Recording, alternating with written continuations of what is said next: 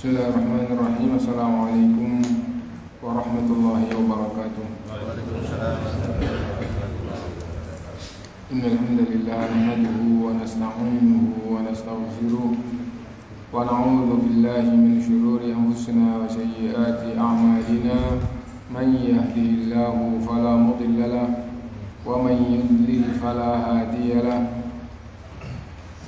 وأشهد أن لا إله إلا الله وحده لا شريك له وأشهد أن محمدا عبده ورسوله يا أيها الذين آمنوا اتقوا الله حق تقاته ولا تموتن إلا وأنتم مسلمون يا أيها الناس اتقوا ربكم الذي خلقكم من نفس واحدة وخلق منها زوجها وبث منهما رجالا كثيرا ونساء واتقوا الله الذي تساءلون به والأرحام إن الله كان عليكم رقيبا يا أيها الذين آمنوا اتقوا الله وقولوا قولا سديدا يصلح لكم أعمالكم ويغفر لكم ذنوبكم ومن يطع الله ورسوله فقد فاز فوزا عظيما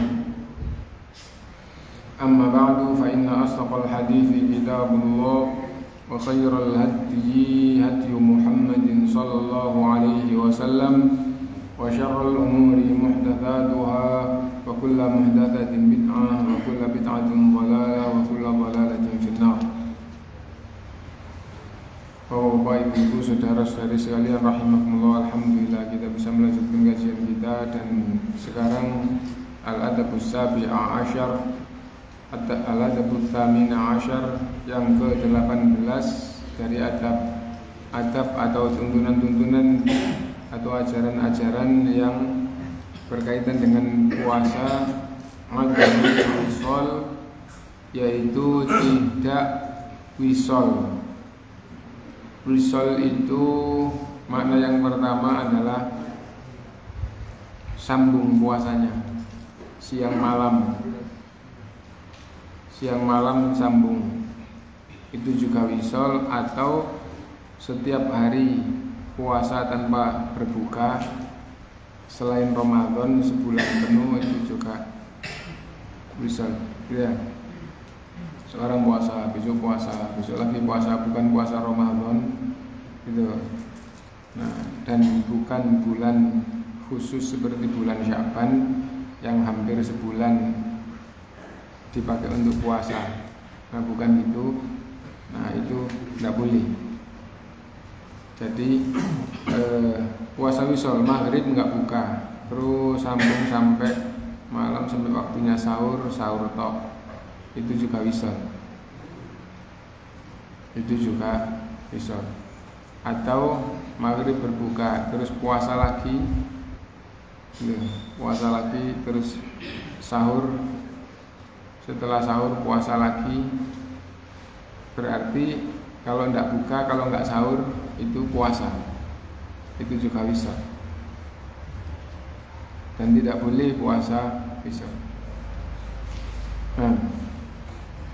Fala yasilu yaumas siyami billadhi yalihi, maka tidak boleh sambung terus ke hari puasa dan hari berikutnya dalam puasa sunnah selain yang ada dalilnya khusus. Misalnya bulan Syawal gitu ya, terus misalnya mulai tanggal 4 Syawal, habis tanggal 4, tanggal 5, tanggal 6, tanggal 7, terus setelah 6 hari bulan Syawal masih terus sambung terus setiap hari puasa, itu namanya puasa wisol. Tapi kalau 6 hari terus berhenti niatnya puasa Syawal, itu tidak apa-apa, ada dalilnya khusus. Itu. Nah, dan makna wisol yang kedua adalah nggak pakai buka. Maghrib tidak buka, puasa terus sampai sahur. Habis sahur puasa lagi, itu juga wisol. Dan juga termasuk wisol apabila hanya buka sama sahur tok. Kita hidupnya adalah puasa, bukanya hanya tidak puasa hanya waktu buka sama waktu sahur. Setelah buka, setelah selesai ya puasa lagi malam. Nah itu juga bisa, tidak boleh. Nah. Fa inna sahabata istadzanun Nabi sallallahu alaihi wasallam, para sahabat izin kepada Nabi sallallahu alaihi wasallam untuk puasa wisal. Fanahahum an dzalik, dilarang oleh Nabi.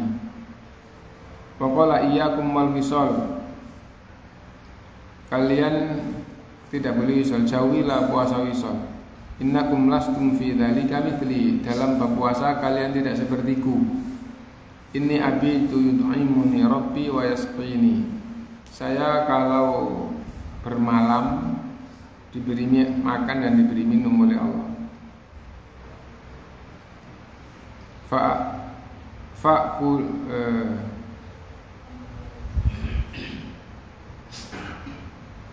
Faklifu minal amali ma tutiqun, maka bebanilah dirimu dengan amal-amal yang kalian itu mampu. Fala yanbaghi lil muslimi al-wuqu'u fi hadzal nahyi ba'da bulughihi iyyahu. Orang Islam setelah mendengar hadis ini maka tidak boleh melakukan wisal. Wa man fa'ala dzalika fa inna ma yashuqqu 'ala nafsihi. Siapa yang melakukan puasa wisal sesungguhnya dia memberatkan dirinya sendiri. Wa yahmiluha fawqa taqatiha, dan membebani jiwanya melebihi kemampuannya. Wala yashfa'a lahu husnu niyatihi 'indallah, dan tidak menjadi baik niat baiknya, dan tidak menjadi baik di sisi Allah niat baiknya. Niat baiknya apa? Niat puasa gitu ya. Fa innallaha la yaqbalul amala hatta walau kana khalisan liwajhil karim, karena Allah SWT tidak menerima amal meskipun ikhlas semata-mata karena Allah, illa idza kana muwafiqan li sunnati Rasulillah SAW, kecuali apabila sesuai dengan sunnah Rasul. Jadi tidak cukup ikhlas, di samping ikhlas harus sesuai tuntunan. Intinya bahwa tidak boleh wisol. Ini ibadah dan ikhlas, meskipun ibadah ikhlas tidak cukup. Ibadah itu untuk diterima oleh Allah harus sesuai tuntunan. Jadi harus terpenuhi dua syarat. Apabila tidak terpenuhi dua syarat maka tidak jadi ibadah, bahkan jadinya adalah dosa. Jadi syarat diterima amal soleh adalah ikhlas dan sesuai tuntunan. Jika salah satu dari dua ini tidak ada, yang ada cuma satu, maka yang zahirnya ibadah yang dia lakukan itu enggak jadi ibadah, itu jadi dosa. Zahirnya ibadah tapi dapatnya dosa apabila dua syarat tadi itu hanya ada satu. Nah kalau enggak ada dua-duanya, apalagi enggak ada dua-duanya, nah ini itu. Bagaimana? Sesuai tuntunan dari awal sampai akhir tapi enggak ikhlas, riya, ya, maka dapatnya dosa. Ikhlas tapi enggak ada tuntunannya, bid'ah. Nah, jadi harus dua-duanya. Ya harus ikhlas, ya harus sesuai tuntunan.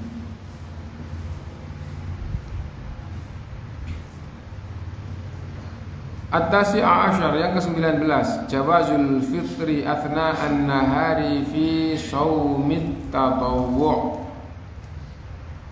Jawazul fitri athna an-nahari fi shaumi at-tatawwu'.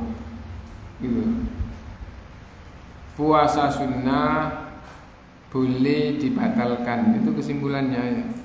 Boleh berbuka, maksudnya membatalkan puasanya di siang hari dalam puasa sunnah. Puasa sunnah boleh dibatalkan. Itu.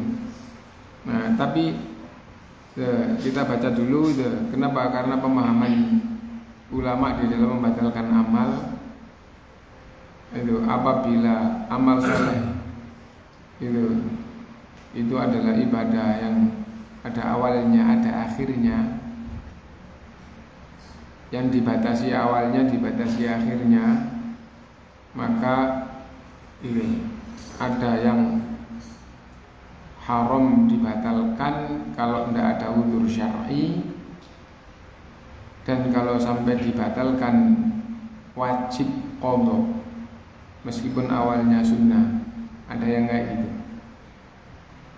Dan ada ibadah sunnah yang haram dibatalkan kalau nggak ada udzur syar'i dan tidak wajib qadha. Ya. Dan ada amal yang haram juga dibatalkan kecuali jika ada udzur syar'i, gitu saja. Ya, bahkan diperintah untuk membatalkan apabila ada sebab. Nah, itu macam-macam dari membatalkan amal ibadah yang sudah dilakukan di tengah perjalanan, batal boleh apa enggak? Batal boleh apa? Nah, itu ya, kalau seandainya pembahasan dasar tidak boleh membatalkan amal ibadah, yang amal ibadah itu ada awalnya dan ada akhirnya. Itu ibadah yang ada awalnya, ada akhirnya. Apabila dia sudah masuk, hukum asal tidak boleh dibatalkan kecuali apabila ada udzur syar'i. Bagaimana kalau dibatalkan? Ada macam yang wajib qadha padahal asalnya sunnah menjadi wajib qadha. Tidak. Nah, bagaimana kalau asalnya wajib? Ya berarti belum melakukan kewajiban karena batal di tengah, kan itu. Nah, itu tidak boleh membatalkan kalau tidak ada udzur syar'i. Dan apabila amalan itu sunnah, ada yang model wajib qadha, ada yang tidak wajib qadha, ada yang tidak wajib qadha. Ya. Dan juga tidak boleh dibatalkan, tapi kalau dibatalkan haram, dosa, dan tidak wajib qadha. Dan yang ketiga, ada yang pembahasannya ada udzur syar'i, gitu saja boleh dibatalkan. Dan ada yang harus otomatis batal, dan ada yang diperintah untuk membatalkan. Nah, jadi kayak gitu. Nah, sekarang contoh masing-masing. Yang sunnah, ya, haji sunnah atau umrah sunnah tidak boleh dibatalkan apabila dia di perjalanan bukan darurat terus dibatalkan. Bahkan di antara ulama nggak pakai udzur syar'i, meskipun ada udzur syar'i. Yang penting apabila dinyatakan belum sah, maka umroh dan haji itu wajib qadha. Yang sunnah ini membahas yang sunnah. Nah, itu. Jadi misalnya begini, di awal di miqat itu diperintah untuk menambahi ucapan labbaik Allahumma umratan atau labbaik Allahumma hajjan atau labbaik Allahumma hajjan wa umratan mutamatti'an. Begitu kalau tamattu. Terus diperintah untuk menambahi Allahumma mahilli haitsu habastani. Ya Allah, aku akan tahallul apabila aku tertahan. Jadi apabila tertahan, apa maksudnya tertahan? Tidak bisa lanjut. Apapun sebabnya, nggak bisa lanjut. Entah ada musuh gitu, yang menghalang-halangi, atau tidak ada musuh yang menghalang-halangi, tapi ada perang sehingga kalau di zaman sekarang nggak jadi berangkat. Terus, ya, kenapa? berhenti di tengah jalan sudah melalui mikot, sudah dalam keadaan ihram, wah di Mekah ada perang, gitu ya. Sekedar misal, nggak boleh perang di Mekah, tapi sekedar misal, gitu ya. Akhirnya tidak lanjut. Nah, maka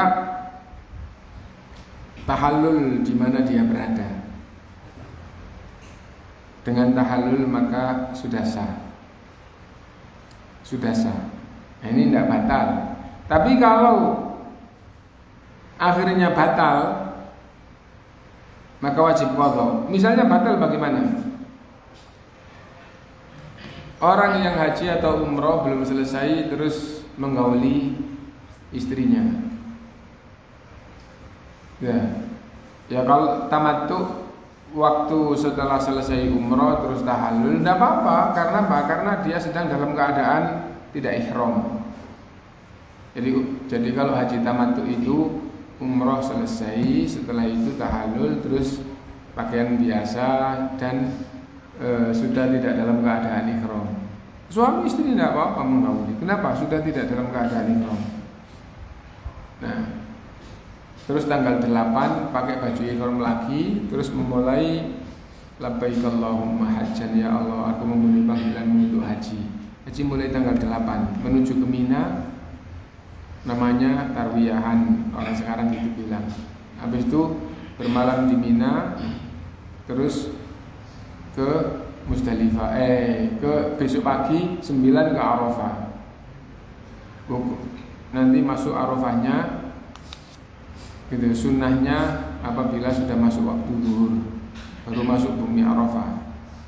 Setelah dari Arafah matahari tenggelam, waktu mulai geser dari Arafah ke Musdalifah. Dari Musdalifah banyak orang yang sekarang ini di Musdalifahnya sebentar, gitu, jam 11, gitu, atau jam 10 geser dari Arafah karena pelan-pelan jam 11 baru nyampe di Musdalifah, gitu. Di sana berhenti di bis 2 jam atau kurang. Setelah itu jam 1 ke hotel. Kalau tuntunannya yang benar bermalam sampai subuh, sholat subuh di Musdalifah, langsung ke Mina. Setelah itu melempar jumrah Aqabah. Lah haji plus sekarang, haji plus haji furoda itu bahkan satu travel itu ada yang bawa 600 haji plus. Luar biasa enggak? Satu travel bawa 600 haji plus. Ya, haji plus yang biayanya sekarang minimal berapa? Bukan, haji plus yang sekarang yang berangkat 7 tahun, 6 tahun 150, 175 gitu ya, juta gitu. Itu ada satu travel yang berangkat sampai 600 lebih. Di sekali waktu saya ngisi manasik haji dari awal sampai akhir hanya 2 orang suami istri di rumahnya. Kenapa? Karena kurang mantap gitu ya dari manasik yang ada. Banyak hal yang loh kok gini, gitu. Nah itu, loh yang berarti lah sah apa? Sahnya sah, tapi banyak yang tidak sesuai. Bagaimana itu? Nah contoh ya, gitu. Yang umum dan juga tidak wajib ya, itu tanggal 8 ke Mina, mulai dari hotelnya tanggal 8 pakai ihram labbaik Allahumma hajjan menuju ke Mina tanggal 8 itu nggak ada. Bahkan haji biasa juga nggak ada. Yang ada itu yang tanazul, punya grup, punya kelompok. Tapi kalau sampai 40 pemerintah atau ya urusan haji pemerintah Indonesia memberi pembimbing. Gitu. Nggak tahu kalau kurang minimal berapa dikasih pembimbing. Tapi yang penting kalau maunya adalah tarwiyahan tanggal 8 ke Mina, itu harus misah dari aturan pemerintah. Nah, bagaimana kalau tidak pakai ke Mina? Sah. karena itu bukan yang wajib. Tapi Rasulullah SAW, ya sekarang kalau kita sholat, Allahu Akbar, tidak pakai angkat tangan, tidak pakai berdekap, berdiri biasa, Allahu Akbar.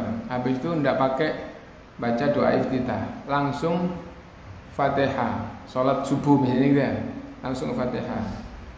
Habis itu waladhdallin amin, Allahu Akbar, tidak pakai baca surat. Ruku, ya. Nah, ruku harus ruku, subhanallah, subhana rabbiyal azim. Sami Allah liman hamidah, tidak pakai angkat tangan, tidak. Sami Allah liman hamidah, Rabbana lakal hamd. Allahu Akbar, sujud. Nah itu, salatnya sah. Enggak pakai angkat tangan, enggak pakai berdekap, enggak pakai doa iftitah, enggak pakai baca surat, enggak pakai. Kenapa? Itu kan sunnah. Yang penting kan yang rukun, yang wajib dilakukan kan sama. Nah itu, sallu kama ra'aitumuni usalli. Salatlah seperti kalian melihat aku salat. Yang sunnah jangan ditinggal. Rasulullah tidak meninggalkan yang sunnah. Haji juga kayak gitu. Khudhu anni manasikakum. Ambillah dariku manasik haji kalian. Tapi yang sunnah masih mending. Kenapa? Banyak alasan. Apa alasan? Zamannya kalau yang sunnah dilakukan semuanya nggak bisa. Kalau bisa ya sebagian. Akhirnya tanazul. Grup tertentu, rombongan tertentu, jamaah tertentu tanazul. Yang penting jumlahnya tadi itu, maka pemerintah tetap memberikan pembimbing. Pembimbing pengawal. Kalau tanazul itu gak butuh pembimbing pemerintah, tapi dikasih pembimbing, alhamdulillah. Nanti ada perlu apa, ngawasi apa, kan lumayan. Habis itu ke Arafah. Ke Arafahnya lebih awal. Sebelum zuhur sudah masuk. Loh, harusnya sunnahnya setelah zuhur baru masuk. Adapun masalah ini, meskipun haji furoda, meskipun haji plus atau haji reguler, siapa yang datang sebelum zuhur langsung masuk, disiapkan tenda oleh pemerintah. Kalau nunggu di luar semua nggak bisa. Jalannya segitu, nunggu di luar semua ada. Habis itu waktu maghrib itu mulai geser. Sholat maghrib, sholat isya jamak di Musdalifah. Kalau bisa ya di Masyaril Haram, tapi kan orang jutaan, ya udah yang penting Musdalifah nggak apa-apa. Nah, mereka enggak, loh kita sholat maghrib, sholat isya di Arafah Ustaz. Nanti gitu semua grup kita 600 jamaah haji, 600, iya 600 lebih rombongan dari travel ini, gitu luar biasa. Haji plus semua, iya haji plus semua sama haji urut 600 lebih. Habis itu, loh kenapa kok? Kalau gitu sholat maghrib, sholat isya di Musdalifah aja sendiri. Paling enggak dapat sunnahnya sholat maghrib. Enggak, nanti berangkat ke Musdalifahnya antara jam 10 jam 11. Loh, waktu geser Musdalifah itu habis maghrib gitu. Itu waktunya. Enggak boleh dengan sengaja nanti malam aja. Loh, bisnya nanti juga rombongannya kayak gitu. Nah, terus habis itu malam di Musdalifah bermalam. Gak boleh turun dari bis nanti. Loh, kenapa gak boleh turun hanya untuk bukan ngambil batunya diambilkan dikasih. Haji furoda enak ya. Haji furoda dijamu semuanya. Kalau haji furoda sekarang itu 350 juta. Kalau haji furoda itu daftar sekarang, berangkat sekarang. Maksudnya daftar tahun ini, berangkat tahun ini. Nah, ini ada teman yang baru daftar haji reguler 33 tahun urutannya sekarang. Ya, 33 tahun. Kalau haji plus 6-7 tahun. Nanti bisa maju, rata-rata bisa setahun gitu.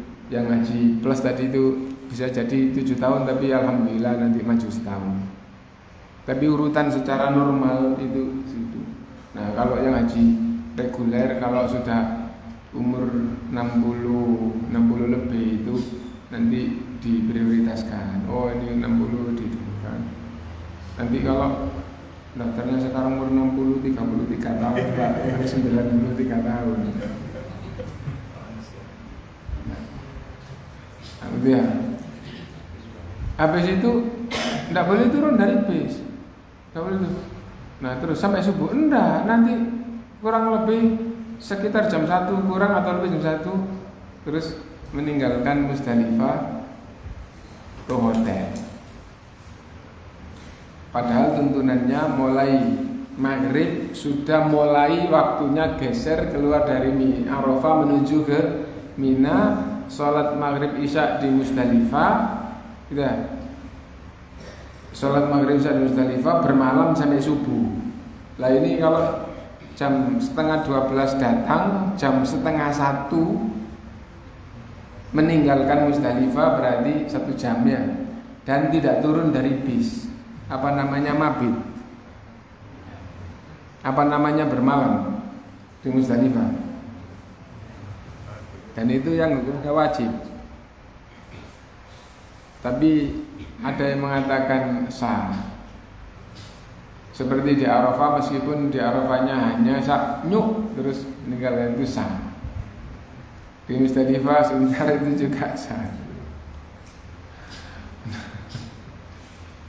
Nah jadi kayak itu. Turun dari bis tidak boleh. Oh kalau gitu pokoknya nanti turun aja terus rebahan di bawah bis. Kan 1 jam sampai 2 jam.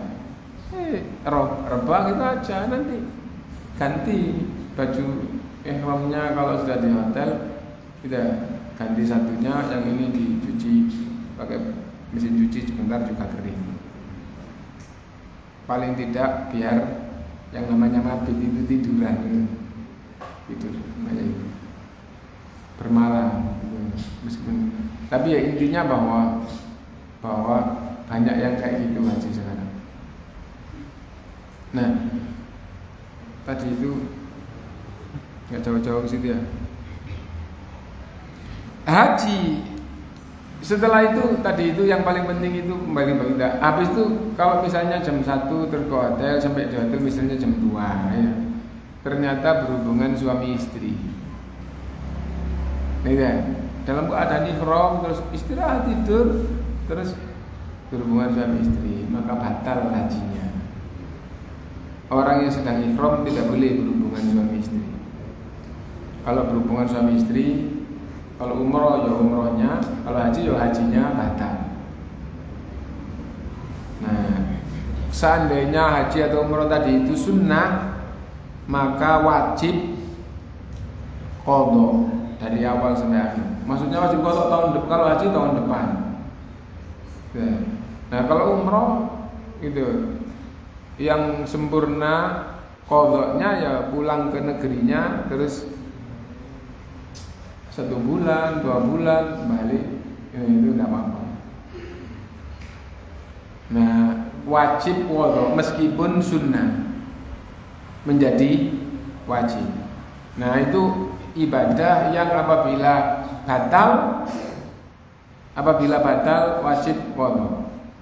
Lah kalau uzurnya syar'i, meskipun uzurnya syar'i, kecuali yang apabila waktu di miqat Allahumma mahilli haitsu habastani terus betul-betul darurat tidak bisa lanjut. Nah maka itu namanya bukan batal tapi tahallul meskipun tidak selesai. Nah terus tidak batal. Itu kalau sholat itu seperti orang sholat qobliyah baru dapat 1 rakaat terus iqamah, maka selesai sampai di situ dan itu tidak batal. Dapat sedikit tapi diterima oleh Allah Subhanahu. Nah, idza uqimatis sholatu fala sholata illal maktubah. Apabila dikumandangkan iqamah maka sudah tidak ada lagi sholat kecuali sholat wajib. Maksudnya ya bagi orang yang mau sholat wajib setelah iqamah itu, setelah di tempat yang dikumandangkan iqamah tersebut. Nah, dapat 1 rakaat terus iqamah, ya udah berhenti terus gabung untuk mau sholat jamaah, sholat wajib. Lah itu tidak batal. Nah, kalau haji atau umroh batal wajib qadha. Lalu amalan yang dibatalkan tidak wajib qadha. Sholat wajib, sholat sunnah, ya. Haram sudah masuk terus dibatalkan dengan sengaja. Puasa Ramadan, bahkan semua ibadah, kalau ibadah itu ada awalnya ada akhirnya, kalau belum sampai akhir itu batal terus dibatalkan, itu haram. Ya, hukum asalnya, kecuali apabila ada uzur syar'i. Karena itu meskipun orang itu sholat wajib atau sholat sunnah, tidak boleh kalau sudah takbiratul ihram sudah mulai terus nggak jadi, nanti aja, nggak boleh. Sholat duha, Allahu Akbar, baca Fatihah, baca surat, gitu, terus nggak jadi, nanti aja, nggak boleh. Nah jadi itu. Kenapa? Karena nggak ada uzur. Nah kalau ada uzur syar'i, itulah dia. Ada yang otomatis batal, kentut otomatis batal, otomatis batal. Kentut itu disyariatkan apa enggak? Masalahnya di Indonesia syar'i itu artinya disyariatkan. Ini uzur yang disyariatkan. Nah, jadi syar'i itu artinya yang lebih enak itu gitu. Ada ajarannya, ada tuntunannya, ada ajarannya. Ada ajarannya di dalam Quran, ada ajarannya di dalam sunnah, namanya syar'i. Karena itu hukum syar'i itu 5. Itu ada yang haram, ada yang wajib ya. Nah, zina haram, berarti zina itu disyariatkan. Bingung lah orang tua ya. Zina itu disyariatkan di dalam Islam. Apa maksudnya disyariatkan? Ada ajarannya di dalam Islam. Apa ajarannya? Harus dijauhi. Jadi yang dimaksud syar'i itu ada di dalam Quran, ada di dalam hadis, itu namanya syar'i. Gitu. Nah itu. Nah, begitu diartikan disyariatkan, seolah-olah menjadi diperintahkan, gitu loh. Lah yang dilarang, lah nggak disyariatkan, dilarang kok disyariatkan. Gitu kalau bahasa Indonesia kalau belum belajar. Dilarang ya nggak boleh. Jadi itu. Padahal arti asli asyar, syariat. Syariat itu ada yang khobari, ada yang insya'i. Khobari itu berita, insya'i itu perintah. Perintah, lah perintah di sini kalau kata perintah itu digunakan untuk mengartikan insya'i. Insya'i perintah ini perintah mengerjakan atau perintah meninggalkan. Nah, perintah mengerjakan bahasa Indonesia jadi diperintah, perintah meninggalkan dilarang. Jadinya gitu. Transfer ke bahasa. Transfer dari bahasa Arab ke bahasa Indonesia, jadinya ada sedikit-sedikit kalimat itu. Nah, lalu disyariatkan untuk meninggalkan. Disyariatkan untuk meninggalkan. Nah, tadi itu hukum syar'i itu ada 5. Wajib, sunnah, mubah, makruh, haram. Nah, itu hukum syar'i, berarti semuanya disyariatkan. Makruh juga disyariatkan, haram seperti zina juga disyariatkan. Bukan disyariatkan untuk melakukan, disyariatkan untuk meninggalkan. Jadi makna syar'i itu ada ajarannya di dalam Quran dan Sunnah, disebut dengan syar'i. Baik ajarannya itu ajaran untuk meninggalkan maupun untuk. Nah, berarti kentut waktu sholat itu disyariatkan di dalam Islam. Apa maksudnya? Ada ajarannya. Bagaimana? Sholatmu batal, kamu harus wudu lagi, kemudian mulai lagi. Itu syariatnya, itu tuntunannya. Nah itu ya. Berarti kalau orang itu sholat kemudian buang angin, otomatis batal. Kenapa? Ada uzur syar'i. Ada uzur syar'i. Nggak dosa, ndak uzurnya uzur syar'i. Nah, ndak ada uzur syar'i terus dibatalkan dosa haram. Nah itu. Nah apabila ada uzur syar'i haram, ada yang uzur syar'i itu misalnya seperti puasa sunnah terus ada tamu. Ada puasa sunnah terus ada tamu. Nah itu ada perintah untuk membatalkan. Asalnya tidak ada pembatal-pembatal, terus datang tamu itu bukan pembatal, tapi ada dalil perintah untuk membatalkan. Nah, meskipun yang dimaksud tamu di sini adalah tamu yang itu sebagai orang Islam kedatangan tamu dijamu untuk makan minum. Nah jadi itu bukan semua tamu. Waduh teman saya datang tamu, berarti saya puasa Senin ini atau puasa Syawal sekarang atau puasa Arafah itu batal. Loh nggak puasa Arafah? Loh puasa tadi sampai sekarang. Loh terus sekarang membatalkan? Iya kan ada tamu. Siapa tamunya? Sampai ini. Rumahnya di mana? Rumahnya di Sidoarjo Indah. Terus tamu ke Jagir sini. Nggak, tamu yang dimaksud adalah tamu yang datang cukup jauh. Terus dalam syariat Islam tamu seperti ini wajib dijamu makan minum. Misalnya, wah udah lama nggak ketemu, udah tempatnya di Banyuwangi, datang ke Surabaya bertemu kita dalam keadaan puasa sunnah. Jam makan tiba, waktu makan, ya udah nggak puasanya dibatalkan, terus menjamu tamu makan bersama.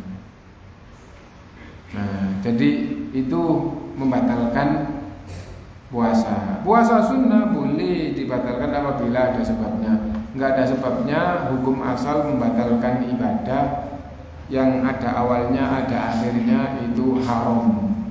Apa ibadah yang tidak ada awalnya tidak ada akhirnya? Ya. Baca Quran gitu ya. Baca Quran tidak sah kalau kamu nggak dari halaman 3 ke halaman 10 gitu. Enggak, baca Quran itu nggak pakai ditentukan awal akhir. Kamu baca sedikit ya dapat sedikit sah, kamu dapat banyak ya alhamdulillah. Jadi ya itu ibadah yang nggak ada awal nggak ada akhirnya. Nah itu. Nah ibadah yang ada awalnya ada akhirnya, apabila tidak sampai akhir berhenti tidak sah. Nah apabila sudah masuk tidak boleh dibatalkan kalau tidak ada uzur syar'i. Dalam fikih seperti itu. Sekarang kita baca di sini. Ini bukan kitab fikih, ini kitab akhlak. Gitu ya. Jawazul fitri athna an-nahari fi shaumit tatawwu. Judulnya kan langsung dikatakan boleh-boleh, gitu ya. Berbuka boleh membatalkan puasa gitu, siang hari dalam puasa sunnah. Faqad qala sallallahu as-shaimu al-mutatawwi'u amiru nafsihi. Insya'a shoma wa insya'a aftara. Puasa sunnah gitu. Orang yang puasa sunnah amiru nafsihi. Dia yang memerintahkan dirinya. Insya'a shoma wa insya'a aftara. Apabila ia menghendaki silakan puasa, apabila ia menghendaki silakan berbuka.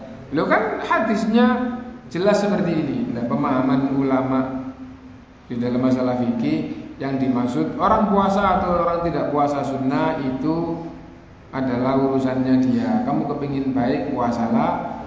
Nah, kamu tidak kepingin puasa sunnah tidak wajib. Maksudnya itu satu. Yang kedua, insya'a shoma wa insya'a aftara. Kalau ia menghendaki silakan puasa, kalau ia menghendaki silakan. Maksudnya aftara di sini bukan berbuka, tapi silakan tidak puasa. Seperti Shoma yauman wa yuftiru yauman. Puasa sehari dan tidak puasa sehari. Bahasanya itu iftar. Nah itu. Nah, sumu liru'yatihi wa aftiru liru'yatihi. Bahasanya itu iftar. Bahasanya itu iftar, ya.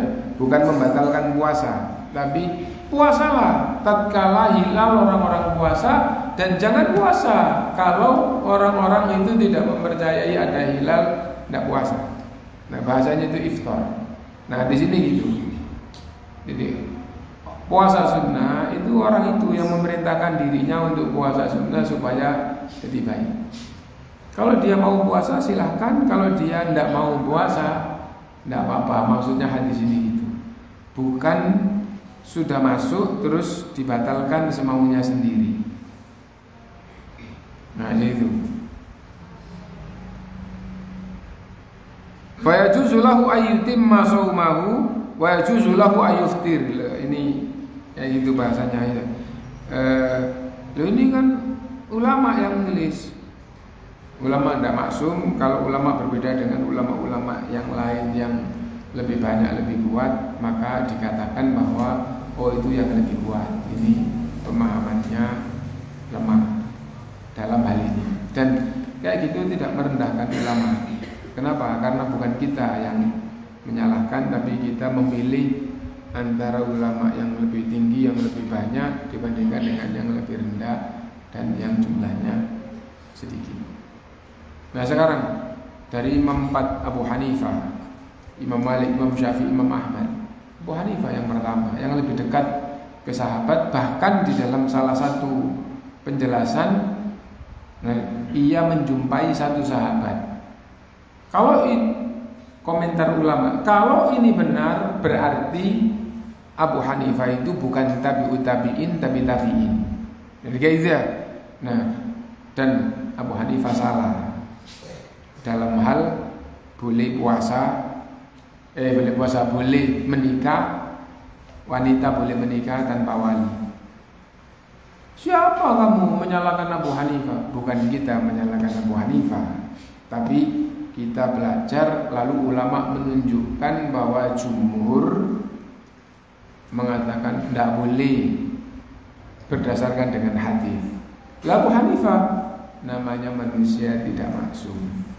Bisa saja dalam satu bab tertentu, satu masalah tertentu salah. Entah karena lupa, entah karena dalil belum nyampe, entah karena apapun. Yang penting yang namanya ulama itu bisa saja ada salah. Nah itu ya gitu. Nah, fa yajuzu lahu ayati yutimma shaumahu wa yajuzu lahu ayyuftir. Maka boleh ia lanjutkan, boleh ia tidak lanjutkan. Wa idza ta'ahu ahadun ila ta'ami wa takallafa lahu falahu ayyakula idza syaa. Nah, jika dipanggil orang untuk makan, apalagi orang itu telah berusaha mengadakan makan untuk mengundangnya, maka hendaklah ia ikut makan. Nah, diperhatikan ya. Ya, apabila diundang orang untuk makan, apalagi yang undang ini berusaha mengadakan, tidak sekedar ada makanan terus ayo makan, tapi berusaha mengadakan makanan. Takallafa lahu. Takallafa itu membebani dirinya. Asalnya nggak nyembelih kambing. Gitu ya. Ngapain nyembelih kambing? Mau ngajak bulan makan-makan. Itu namanya takallafa lahu. Gitu.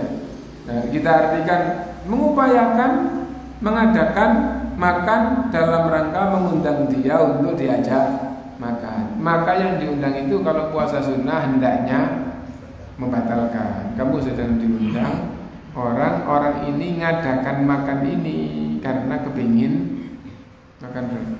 Loh, kepingin makan dengan orang itu ada keuntungannya. Loh, kalau yang diajak itu orang yang takwa, itu pahala yang besar. Hendaknya itu rezeki yang Allah berikan kepadamu itu kamu makan dengan orang yang takwa. Nah jadi itu. Nah kalau bisa ada ulama datang, ya, ulama ahli sunnah, ulama fatwa, misalnya terus datang, nah berusaha rebutan untuk nanti makan siang di rumah saya. Nah yang mampu tempatnya ada, rezeki ada, berusaha kayak gitu. Nanti yang dapat akhirnya panitianya memilih di rumah X untuk makan siangnya ulama atau syekh nanti, dan misalnya gitu ya, atau besok. Nah itu keutamaan Allah, rahmat Allah yang Allah berikan kepada X. Nah, jadi memberi makan orang yang takwa itu adalah rahmat dari Allah SWT. Nah jadi itu. Nah, yang diundang apabila sedang puasa sunnah hendaknya membatalkan. Wa yajuzu lahu ayyanwiya siyama walau ba'dal fajri. Dan boleh meniatkan puasa sunnah meskipun sudah terbit fajar, sudah waktu subuh. Intinya kalau yang penggalan terakhir ini puasa sunnah boleh niatnya siang hari. Nah, makna siang di sini itu setelah subuh sampai menjelang maghrib. Boleh tidak niat puasa sunnah setelah zuhur atau waktu asar? Boleh. Kalau gitu kita kalau sudah asar niat puasa, gitu ya. Yang penting mulai subuh sampai waktu itu belum ada pembatal yang dilakukan. Oh, saya dari subuh belum makan, belum minum. Ini sudah asar, sekalian aja niat puasa, itu boleh. Adapun pagi sarapan, habis itu zuhur mau makan siang nggak ada makanan. Kalau gitu saya puasa, bukan gitu.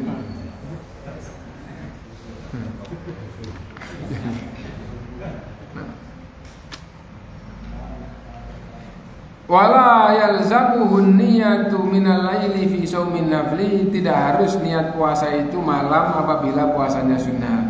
Fa inna Nabiy sallallahu alaihi wasallam kana idza tafala qala hal indakum ta'am. Sesungguhnya Nabi sallallahu kalau maksudnya masuk ke rumah istrinya karena istrinya itu banyak, tidak. Nah, tatkala Rasulullah SAW meninggal istrinya 9. Ya, berarti ketika Rasulullah masih hidup istrinya kalau belum berubah sampai meninggal berarti 9, kan itu toh? Nah itu. Nah, ketika Rasulullah masuk ke rumah istrinya, gitu, apa ada makanan? Gitu. Fa'idha qila la, sedang tidak ada Rasulullah. Qala inni shaim, kalau gitu saya puasa. Maksudnya hari ini saya waktunya di rumah istri yang pertama misalnya, itu istri yang kedua, atau istri yang ketiga. Maksudnya pertama itu bukan berarti istri Rasulullah pertama. Istri Rasulullah pertama Khadijah sampai meninggal Rasulullah belum menikah lagi. Ya, lalu setelah Khadijah meninggal, tidak lama Rasulullah menikah dengan Aisyah, tapi tidak rumah tangga sampai Rasulullah hijrah 3 tahun. Berarti Rasulullah SAW pernah semisal dengan menduda 3 tahun. Adapun tidak punya istri cuma sebentar. Kenapa? Karena setelah Khadijah radhiyallahu anha meninggal tidak lama terus menikah dengan Aisyah, tapi tidak satu rumah tangga. Setelah akad nikah, Aisyah kembali atau bersama orang tuanya dan Rasulullah sendiri. Nah, itu di 3 tahun terakhir di Mekah sebelum hijrah. Nah, al-adabu al-ishrun al-bu'du an kulli ma qad yufsitus siyam, menjauhi segala hal yang bisa jadi merusak puasanya. Apa maksudnya? Menjauhi segala hal yang haram. Menjauhi segala hal yang haram, bahkan yang makruh berusaha dijauhi. Kenapa? Karena judulnya qad yufsidu, asim bisa jadi membatalkan puasa. Lah kenapa yang makruh kan? Yang makruh itu mendekatkan, bisa jadi asalnya urusannya makruh, ternyata jadi batal. Nah, contohnya apa? Contohnya rangkulan dengan istri siang hari itu tidak haram, makruh. Loh, itu katanya boleh kok, bukan makruh. Boleh itu jaiz. Boleh itu jaiz. Meninggalkan yang boleh tapi meninggalkan lebih baik, boleh tadi itu makruh. Yang boleh tadi itu makruh, gitu. Boleh tapi kalau boleh dilakukan, tapi kalau ditinggal itu lebih baik, maka itu adalah makruh. Jadi makruh itu ada bagian boleh, makruh itu ada bagian jaiz. Apa? Dilakukan. Sunnah itu ada bagian jaiz. Apa? Ditinggal. Loh, kamu nggak melakukan ini, boleh nggak melakukan. Loh, itu sunnah. Maksudnya hukum sunnah, bukan sunnah tuntunannya. Itu sunnah. Itu sunnah. Sunnah itu boleh tidak dilakukan. Kan itu saja. Nah, jadi ada bagian kayak gitu. Melakukan lebih baik, nggak melakukan boleh, jaiz. Makruh, meninggalkan lebih baik, nggak ditinggal, dilakukan boleh. Nah, jadi kayak gitu. Jadi hukum taklifi itu wajib, sunnah, mubah, makruh, haram. Itu semuanya punya bagian kepada yang dekat dengannya. Yang wajib ada bagian yang sama dengan sunnah. Apa bagian yang sama dengan sunnah? Yaitu sama-sama diperintah, kalau menjalankan sama-sama dapat pahala. Nah, itu loh, ini diperintah. Lah kok enggak wajib? Memang diperintah tapi enggak wajib. Sama dengan yang wajib. Diperintahnya sama. Nah, itu. Kalau melakukan dapat pahala. Loh, sama dengan wajib. Gitu. Dari sisi melakukan dapat pahala sama dengan wajib. Nah, itu. Nah, ada bedanya. Nah, nanti yang sunnah itu ada bagian tadi yang sunnah ada bagian yang wajib, ada bagian yang kemubah. Apa bagian yang kemubah? Tidak melakukan yang sunnah itu adalah mubah. Nah, jadi itu. Jadi misalnya gini, habis sholat maghrib nggak sholat takdiyah. Loh, kamu nggak sholat takdiyah, nggak dapat pahala. Iya, nggak dapat pahala. Nah, itu nggak dapat. Tapi yang lain jawabnya nggak gitu. Loh, nggak sholat maghrib? Enggak. Loh, kan diperintah boleh nggak sholat maghrib, kan itu ya? Lah, boleh itu mubah. Boleh itu mubah. Boleh, maksudnya boleh di sini nggak dosa, nggak dapat pahala lah. Iya, nggak dapat pahala tapi boleh. Nah, itu jadi 5 hukum itu ada bagian kedekatannya. Itu. Nah, jadi itu 6. Menjauhi hal-hal yang bisa jadi membatalkan. Itu membatalkan apa enggak? Enggak, tapi bisa jadi membatalkan. Itu yang makruh. Ya, makruh jangan dilakukan waktu puasa.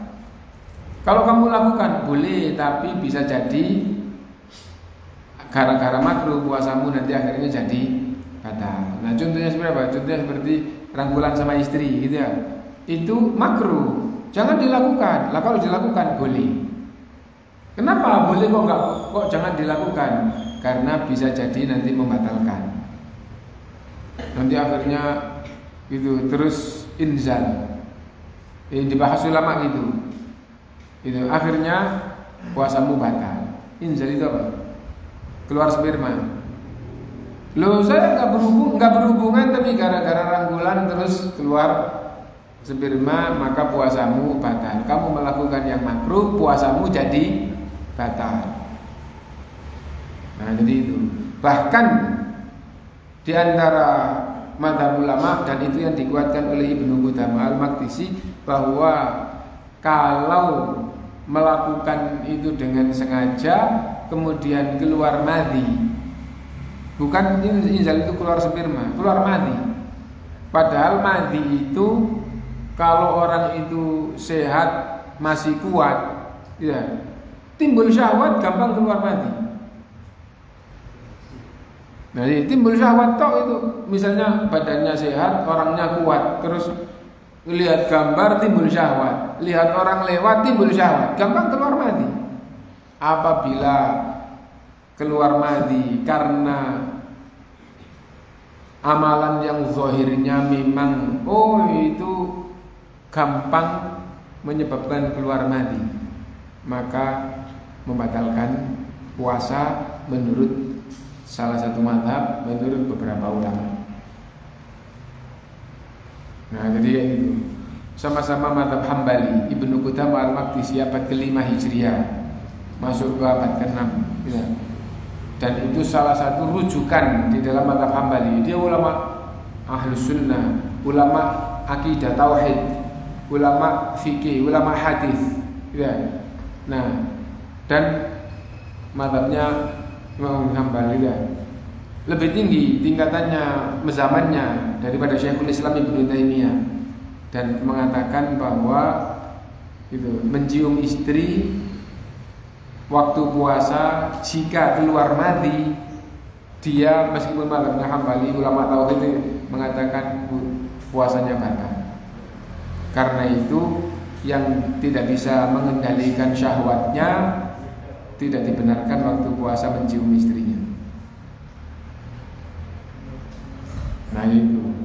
Loh, Rasulullah mencium istrinya, bahkan menggauli istrinya, hanya saja tidak dengan alat kelelakiannya.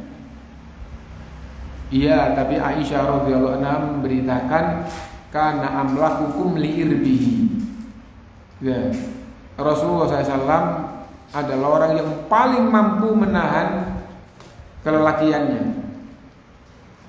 Nah, tidak difahami oleh ulama-ulama yang semisal dengan Ibnu Qudamah rahimahullah dan mazhab yang mengatakan gitu, ya, difahami yang dimaksud amlakukum liirbihi tidak timbul syahwat. Irbi itu alat kelamin, ya. Dia adalah orang yang paling mampu, gitu, dibandingkan semua manusia di dalam bab, gitu. Kemaluannya maksudnya apa? Meskipun mencium istrinya, merangkul istrinya, tidak timbul syahwat. Lah, kalau tidak timbul syahwat ngapain mencium istrinya? Mencium, merangkul tidak harus timbul syahwat. Rasa senang itu ada, tidak harus timbul syahwat. Betul apa enggak? Mana buktinya? Kok angger betul aja. Buktinya adalah kalau bapak punya anak kecil lucu, laki maupun perempuan, umurnya 1 tahun, setengah tahun, dicium-cium, mencium anak itu seneng, ya. Coba anaknya yang sudah SD terus gak gelem adus misalnya, ya, lah gak dicium-cium. Tapi kalau masih umur setengah tahun, umur 1 tahun, bangun tidur belum mandi, dicium lah enak rasanya, ya. Enak, mencium ada rasa enak, tidak berarti timbul syahwat. Tidak berarti timbul syahwat. Dan Rasulullah itu orang yang paling mampu terhadap alat kelaminnya. Difahami, Rasulullah puasa mencium istrinya senang, tapi tidak timbul syahwat. Nah, akhirnya itu berpemahaman itu kalau puasa mencium istrinya timbul syahwat, terus keluar madhi, batal dalam salah satu mazhab. Nah, adapun mazhab lain hanya kalau keluar sperma. Keluar sperma dengan sengaja semuanya membatalkan puasa. Dengan sengaja semuanya. Nah, enggak ada khilaf dengan sengaja. Contohnya dengan sengaja, Pak. Mencium istrinya terus keluar sperma. Belum mencium toh keluar, ya itu tulisan ulama. Bisa saja. Ya, di zaman sekarang ini ada pelajar sunnah. Pelajar sunnah itu maksudnya ikut ngaji sunnah, bertanya, Ustadz, gitu. Kalau gitu bercanda lewat menggauli istri lewat telepon sampai keluar sperma. Loh, lewat telepon maksudnya cuma dengar toh ya? Apa maksudnya? Tinggalnya yang satu tugas di luar Jawa, istrinya di Jawa. Terus bagaimana menggauli istri lewat telepon? Ya intinya bahwa di zaman sekarang itu ada menggauli istri lewat telepon dan bisa sampai kayak gitu.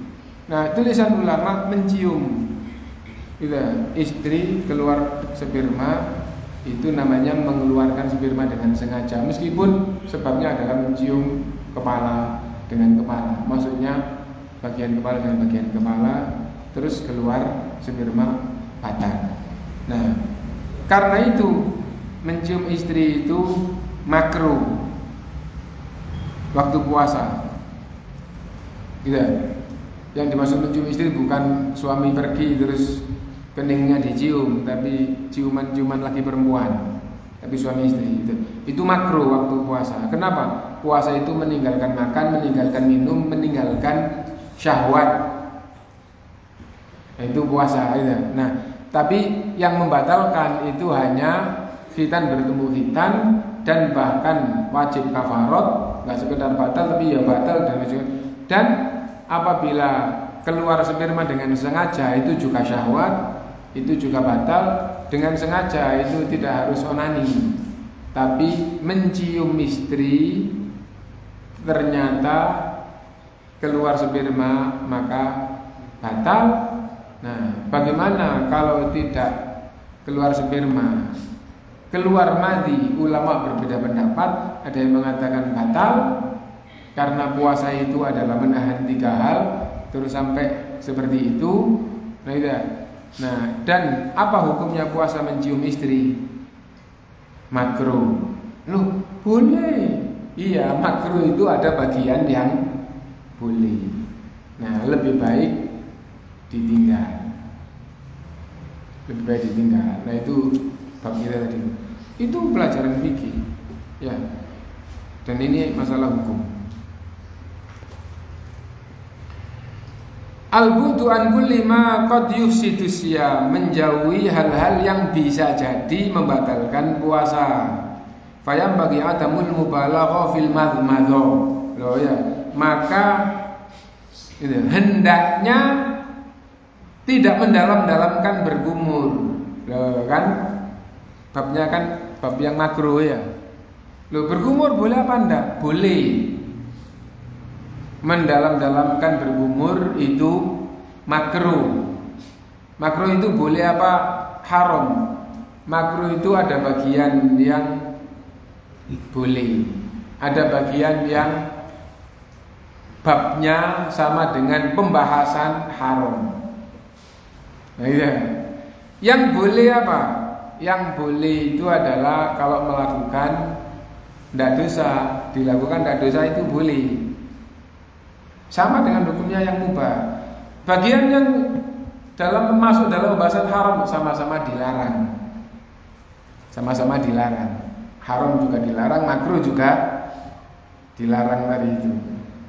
Nah, jadi itu. Nah, kembali itu tidak boleh mendalam-dalamkan puasa. Ini ada yang penting di dalam puasa, tidak boleh mendalam-dalamkan bergumur kok.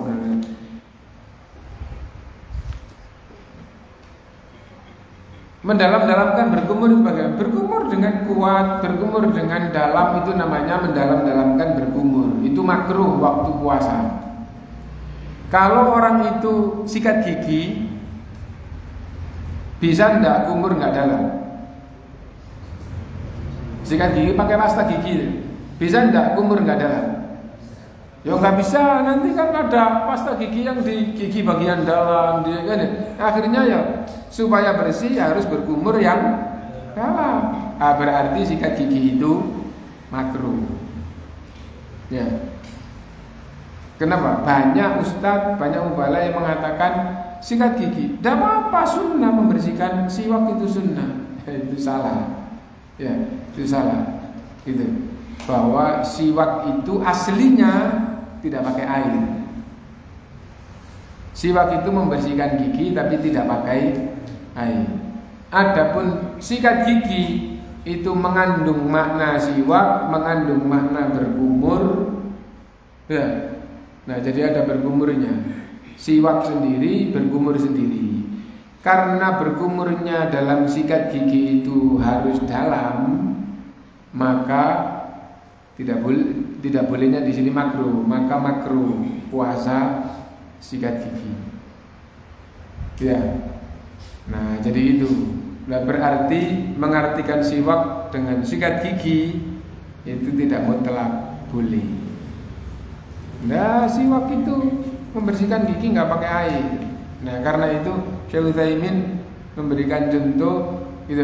Kalau tidak ada kayu siwak, apa yang bisa untuk membersihkan gigi? Kalau tidak ada apa-apa, bulat, gulungkan tisu di jari, gunakan untuk membersihkan gigi. Sesungguhnya itu siwak. Itu siwak gitu. Dan Rasulullah SAW melarang berkumur yang dalam waktu puasa meskipun tidak batal, namanya makruh tadi ya. Dan Rasulullah SAW gitu, menyunahkan semakin sering siwak tatkala puasa. Nah, kalau siwak nanti itu sikat gigi ya, sebentar-sebentar sikat gigi lah. Nah, jadi itu. Nah, wal istinsyak indal wudu, dan menghirup air ke hidung, mendalamkan menghirup air ke hidung juga makruh tatkala wudu. Ya. Khaufan min dukhulil ma'i ilal jawfi fayufsidus siyam. Kenapa? Untuk kehati-hatian yang makruh ini tidak dilakukan, untuk kehati-hatian supaya tidak masuk ke dalam sehingga puasanya batal. Waqad warada nahyu an dzalik, dan ada larangan dalam hal itu, hadis Rasulullah maksudnya. Itu qala Nabi sallallahu alaihi wasallam, "Wa baligh fil istinsyaqi illa an takuna shaiman." Dan dalamkan menghirup air ke hidung, berkumur dan menghirup air ke hidung kecuali waktu puasa, jangan didalamkan. Wa kadzalika yang bagil budu an istimalil hakni al-mughdhiyati fa innaha tubtilus shaum. Dan juga tidak boleh pakai suntik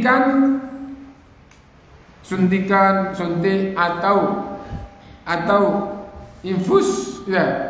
Jika suntikan atau infus ini gantinya makan, nggak boleh. Sesungguhnya itu membatalkan puasa.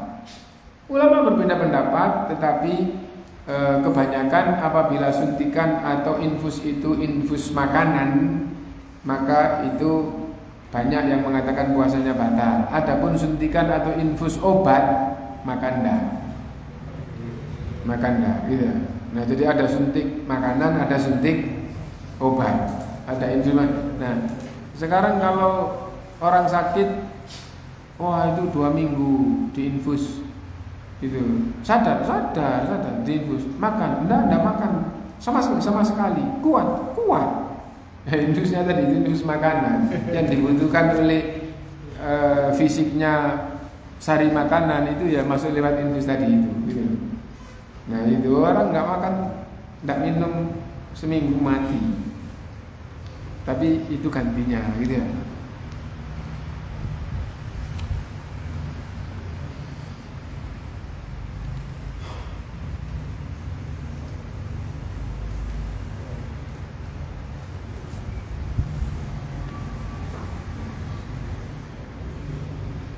Di sini dikatakan kalau air itu masuk ke hidung maka puasanya batal. Sebagaimana ketika masuk ke hidung puasanya. Coba dibaca Pak. Alat Wa kadzalika naktu al-anfi fa innaha tusidu shaum. Kadzalika inda dukhuliha ila al-jawf. Iya. Nah, apalagi alat peraga itu kalau angin ya, atau hanya bau, itu jumhur enggak. Ya. Inhaler. Gitu ya. Itu banyak yang mengatakan enggak batal. Gitu ya. Banyak yang mengatakan enggak batal. Nah, lu enggak batal. Enggak, yang membatalkan itu makanan dan minuman. Nah itu banyak yang kayak gitu. Lo boleh, bukan boleh, makruh. Gitu. Tidak baik. Anda ini sedang puasa, Anda ini tidak dalam rangka untuk menikmati hal-hal yang berkaitan dengan makanan, minuman dan yang semisal dan syahwat. Tapi semua itu sedang ditinggal untuk ibadah, gitu ya. Nah, tapi kalau itu dibutuhkan, maka itu tidak batal. Kalau demikian batal. Contohnya kayak apa? Nah, orang yang gampang pilek terus pakai minyak kayu putih, balsem atau apa, atau inhaler, akhirnya lega terus bisa lagi zikir, bisa lagi baca. Itu kebanyakan ulama mengatakan tidak batal. Adapun apabila tidak dalam rangka untuk itu, nah itu makruh tadi itu. Ini makruh dan untuk yang lebih baik. Makruh untuk yang lebih baik. Itu bisa. Contohnya apa? Wah, nggak bisa ngaji kalau buntu kayak gini. Tidak. Puasa mulut nggak enak, hidung buntu. Nah, tapi peng gitu terus enak, bisa ngaji lagi, pikir lagi, nggak apa-apa. Nah, jadi gitu. Sampai dulu itu saya taklim itu karena itu terus satu lagi, dan Rasulullah SAW itu kalau kepanasan waktu siang hari puasa mengguyur kepalanya. Mengguyur kepalanya apa? Gak kena badannya, namanya mengguyur kok. Tidak. Sebal ma'ala roksihi, menuangkan air di kepalanya untuk berarti badannya ini. Sampai saya biasanya itu ngomong kalau masalah ini itu menjelaskan. Jadi kalau orang itu panas terus masuk rumah, di rumah nggak ada AC tapi ada kulkas, bantal taruh depan kulkas, pintunya dibuka, itu nggak apa-apa. Kalau di kampung kan hampir orang nggak punya AC ya.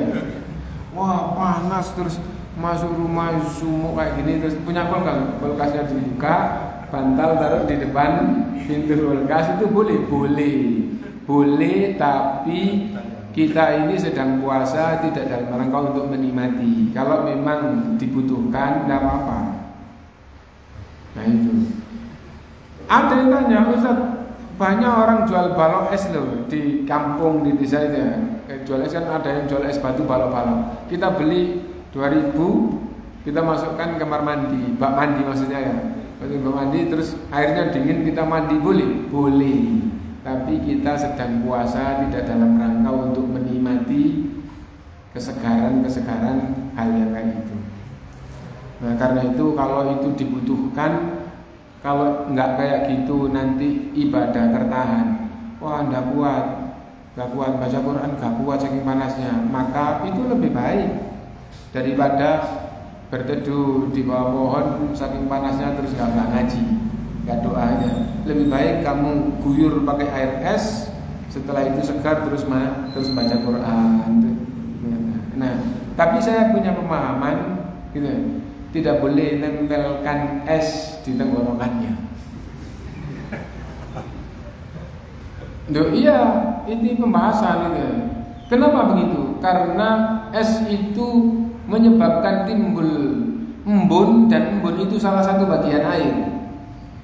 Menimbulkan timbul embun yang akhirnya jadi air. Ya.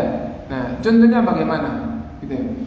Contohnya adalah kaca tebal, ditaruh es di atasnya, netes di bawah air. Air netes di bawah. Kaca tebal, meja setrika pakai kaca itu tebal gitu ya, atau meja itu tebal gitu. Nah itu dikasih es di atasnya, netes di bawah itu air. Nah, kayu di luar, di dalamnya pakaian ikut basah. Jadi es itu kayu tebel di dalam. Nah itu, loh kayu kan memang tambah basah. Nah sekarang bukan kayu, kaca. Itu kenapa? Karena pengaruh dinginnya menimbulkan embun.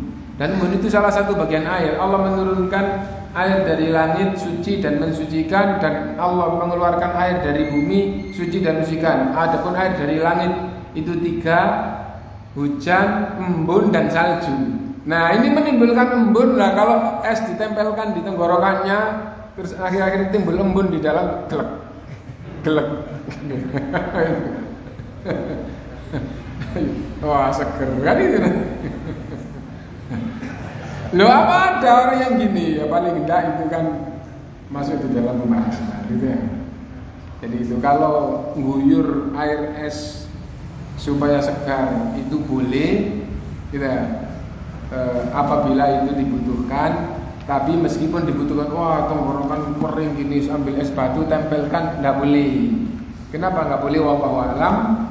Kenapa? Karena pemahamannya adalah es itu bisa menimbulkan embun di baliknya. Nah, dan embun itu adalah salah satu dari air. Gitu, salah satu dari macam air. Wallahu alam, mungkin itu dulu. Subhanakallahumma bihamdika, asyhadu an la ilaha illa anta,